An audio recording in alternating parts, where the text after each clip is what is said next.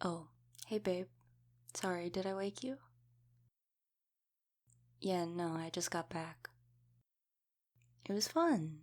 It was nice to hang out with them again, you know?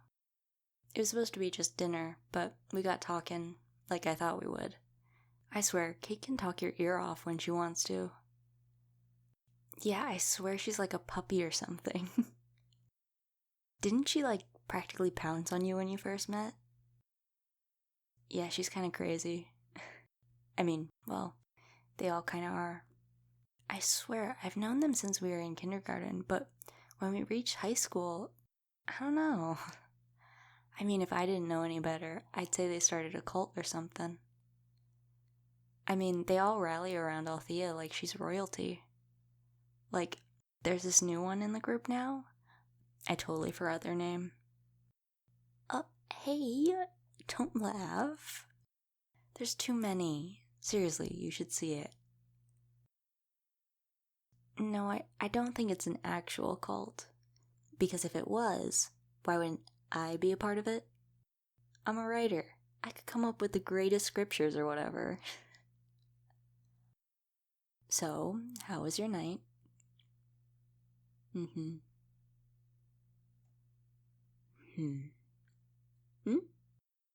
Nothing.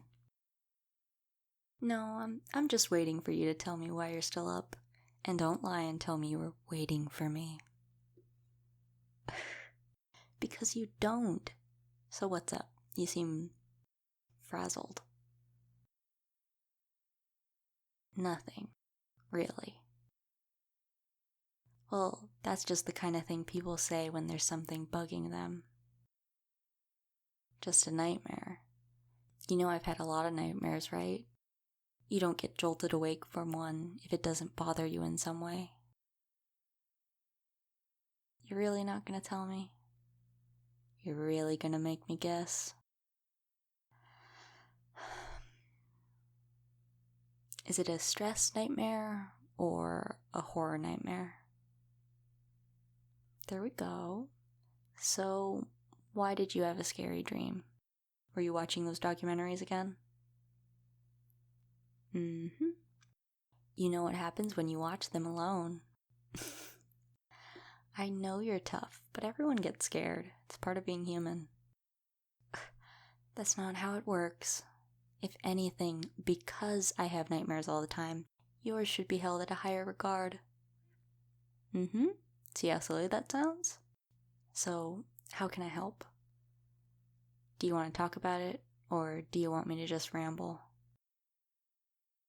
Well, when I was younger, I hated sleeping alone because it just makes it worse to have a nightmare and then wake up scared and alone in the dark.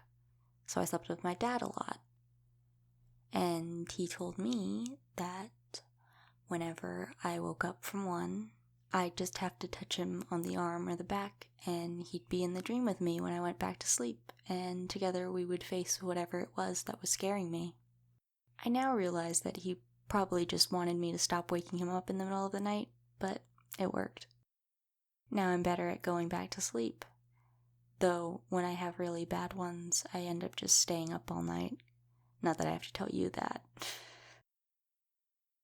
This might sound a little crazy, but I find some of my nightmares very fascinating. Yeah, no, let me explain. A common theme in my dreams tends to be zombies. I hate the idea of a zombie apocalypse, and the only way I can comfort myself from it is that zombies are so unrealistic that anytime zombies get brought up, someone just has to list all the things that make them impossible. My dentist would sooner admit that vampires are real than zombies. That being said, when I have a zombie apocalypse dream, I always love seeing where my brain takes the story. I've told you I'm a lucid dreamer. I'm always aware when I'm dreaming. I even make commentary on my dreams as they're happening. Despite the way I hate them in the waking world, when I'm dreaming, I always get excited when zombies come up. That doesn't mean I don't still get scared awake, but I can usually go back to sleep soon after.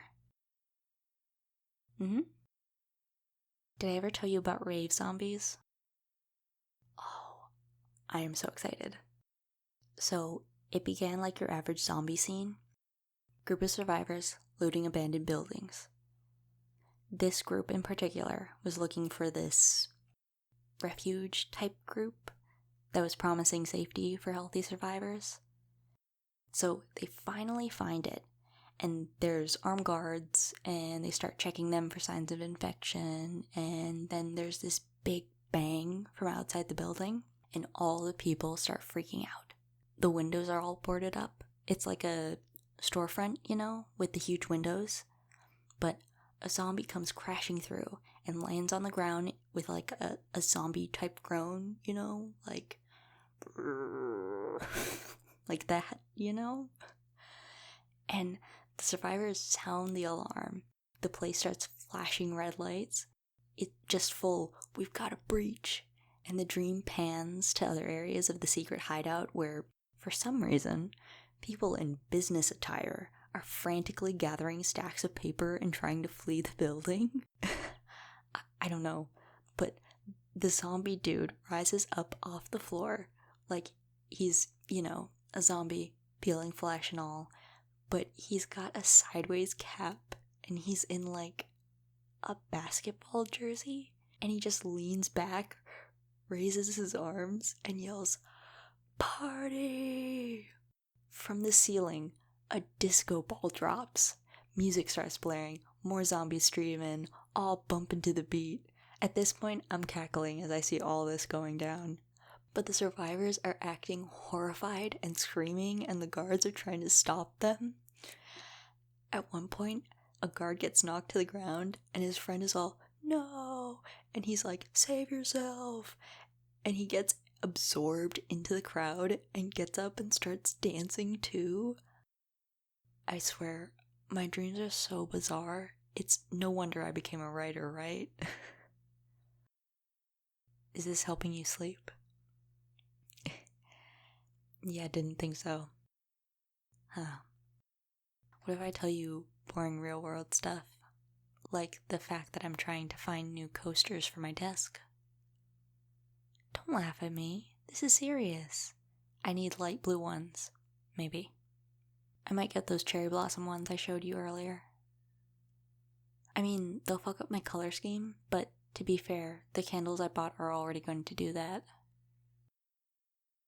Just because you can appreciate a good aesthetic doesn't mean I'm wrong for trying to keep everything on my desk baby blue and white. It all matches.